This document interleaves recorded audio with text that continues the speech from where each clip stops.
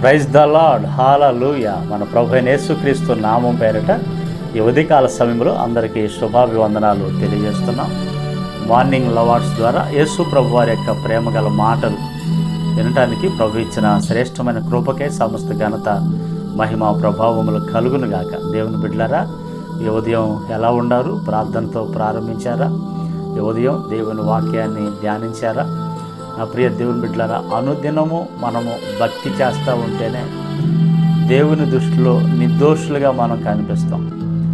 దేవుని దృష్టిలో నిర్దోషులుగా మనం అగుపడకపోతే ఒక సంతోషకరమైన, ధన్యకరమైన జీవితాన్ని మనము అనుభవించలేము. అందుకే భక్తుడైన దావీదు ఒక మాట అంటాడు. కీర్తన గ్రంథం 32వ అధ్యాయము 2వ వచనంలో, యెహోవా చేత నిర్దోషి అని ఎంచబడినవాడు, ఆత్మలో కపటము లేనివాడు ధన్యుడు. యెహోవా చేత నిర్దోషి అని, పాపం లేనివాడని, నిర్దోషి అని ఎవరైతే దేవుని చేత పిలువబడతారో, ఆత్మలో కపటం అనేది లేకుండా, అట్లాంటి వారు ధన్యులు అని దేవుని వాక్యం సెలవిస్తూ ఉన్నది. నా ప్రియ దేవుని బిడ్డలారా, అమెరికాలో జేమ్స్ అని ఒక పియానిస్టు, ఒక సంగీత పియానిస్టు, ఆయన తన అనుభవాన్ని పంచుకుంటూ ఒక మాట అంటాడు. ఆయన 20 సంవత్సరాలు తన పియానిస్ట్ని అనేక వేదికల మీద వాయించి చివరికి ఒక చర్చిలో ఒక పియానిస్ట్గా, అంటే ఒక సంగీతం వాయించే వ్యక్తిగా నియమించబడి అదే చర్చిలో అనేక మందికి ఈ సంగీత ట్రైనింగ్ ఇస్తూ ఉన్నాడు. ఎంతోమంది గొప్ప గొప్ప సాధకులు, విద్వాంసులు, వారి మధ్య ఈయన ఈ సంగీతాన్ని, ఈ పియానిస్ట్ని వాయించేటప్పుడు ఆయన అనుకుంటాడంట, ఏ లోపం లేకుండా నేను వాయించాలి, ఏ పొరపాటు తప్పులు లేకుండా వాయించాలి అని అనుకుంటాడంట. అలా అనుకొని వాయిస్తూ ఉంటాడంట. వినేవాళ్ళకేమో ఏ తప్పులు తెలియవంట, కానీ ఇతనికి మాత్రం ఈరోజు పలానా పొరపాటు జరిగిందే, పలానా తప్పు జరిగిందే అని అనుకుంటూ ఉంటాడంట. అలా రోజు రోజుకి అలా అనుకుంటూ ఉంటుంటే ఏదో ఒక తప్పు, పొరపాటు జరుగుతూనే ఉంది. ఆ తప్పుని, పొరపాటుని తెలుసుకున్న తర్వాత ఈసారికి నెక్స్ట్ అలా జరగకుండా చూసుకోవాలి అనుకుంటాడంట. అయితే బయట వాళ్ళు, దాన్ని వినేవాళ్ళు గ్రహించలేరంట. ఇతను దీంట్లో బాగా ప్రావీణ్యత కలిగిన వ్యక్తి కాబట్టి తాను వాయించే విధానంలో తప్పులు ఎక్కడెక్కడ పోతాయి అనేది తనకు అర్థమయ్యి తాను క్షమించుకుంటూ ఉంటాడంట. తన మనసుతో చెప్పుకుంటా, ఇక ఈసారి జరగకూడదు, ఈసారికి క్షమించు, పొరపాటైంది, తానే క్షమించుకుంటూ ఉంటాడు. అతను క్రైస్తవుడిగా ఆయన ఏమంటాడంటే, మన తప్పులు, మన పొరపాట్లు ఎదుటివారికి అర్థం కాకపోవచ్చు, కానీ మనల్ని కలగజేసిన దేవుడు, నన్ను సృజించిన దేవుడు, లేదా నిన్ను సృజించిన దేవుడు, మన అంతరంగాన్ని ఎరిగిన దేవుడు, మన ఆత్మను ఎరిగినటువంటి దేవుడు, ఆయన మన దోషాలన్నిటినీ చూసినవాడు, తెలిసినవాడు. అందుకే ఆయన మనలను క్షమించాలని, ఆ దోషాలు కడగాలని పరలోకాన్ని విడిచి భూమి మీదకే వచ్చి రక్తం కాచి ఈరోజు మనల్ని ఏమంటున్నారంటే, ఎవరైతే యేసుక్రీస్తు నామములో మీ పాపాలు ఒప్పుకుంటారో వారి పాపాలన్నీ క్షమించబడతాయి. నమ్మదగిన వాడు నీతిమంతుడు, దుర్నీతి నుండి పవిత్రపరుస్తాడని మనం పవిత్రపరచబడతాం. అప్పుడు దేవుని దృష్టిలో నిర్దోషులుగా మనం కనిపిస్తూ ఉంటాం. మనం మనుషుల దృష్టిలో ఏమండి, ఏ తప్పు లేకుండా బ్రతకాలని, ఏ తప్పు లేకుండా ఎంత ప్రయత్నం చేసినా ఎవడో ఒకడు ముక్కు వంకరో, మూతి వంకరో, చెవు వంకరో, కాలు వంకరో ఏదో ఒకటి చూపిస్తూనే ఉంటారు. అవునా కదండి? సమాజం అట్లా ఉంది.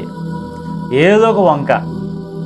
పెళ్లి చూపులకు వెళితే పిల్లని అందరూ బాగుంది పిల్ల అని అంటే ఇంకొకడు అంటాడు ఏదో ఒక వంకర, జడ చిన్నదనో, జుట్టు పొడుగ్గా లేదనో, ఏమండి కాళ్ళు 5 ఏళ్ళు కలిసి ఉండలేదనో ఏదో ఒక వంక చూపిస్తాడు.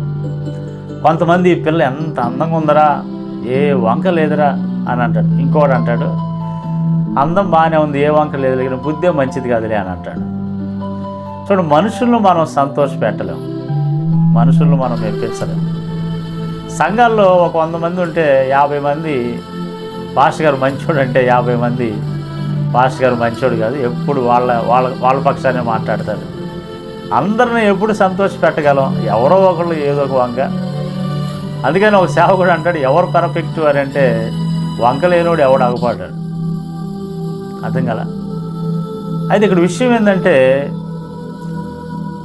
మనుషుల దృష్టిలో మనం మెప్పించాలని మనం ప్రయత్నం చేసినా అది నిష్ప్రయోజనం. కానీ ఇక్కడ మనం గమనించాల్సింది ఏంటంటే, భక్తుడైన దావీదు యెహోవా చేత నిర్దోషాన్ని ఎంచబడినవాడు, ఆత్మలో కపటము లేనివాడు. మనల్ని ఏ వంక లేదురా నాలో అని మనల్ని ఇట్లా చూపిస్తూ ఉంటారు, ఏలు అన్ని ఇట్లా చూపిస్తూ ఉంటారు. చూడండి, 5 ఏళ్ళు ఎట్టుండే, 1 ఏళ్ళని ఎట్టు చూపిస్తూ ఉంటే మనకల్లి ఎన్ని ఉండే? 3 ఏళ్ళు ఉండే. మనకల్లి 3 ఏళ్ళు ఉండే. 1 ఏళ్ళతో మనం చూపిస్తుంటే 3 ఏళ్ళు మనకల్లి చూపిస్తూ ఉన్నాయి. అందుకని ప్రభు అంటాడు, నీ కంట్లో ఉన్న దూలాన్ని తీసుకొని ఎదుటివారి కంట్లో నలుసు ఎత్తుకురా అని అంటాడు. దూలం నీ దగ్గర ఉంది, నలుసుని ఎత్తుకుతా ఉన్నావు.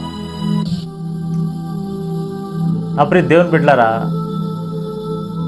ఎదుటి మనిషిని తప్పు చూపిస్తేటప్పుడు దేవుని చేత నీవు నిర్దోషం అని అనిపించుకో, పాపం లేనివాడు అనిపించుకో, ఏ కపటం నీలో లేదని అనిపించుకో.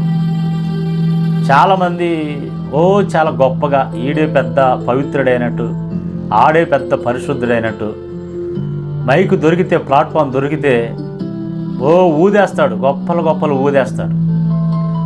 ఆడు చెప్పేది ఒక స్వార్థంతోనో, ఒక భయంతోనో, ఒక కలవరంతోనో చెప్తా ఉంటాడు. పాపం ఎదుటోడిని తప్పు చేయాలని చూస్తాడు.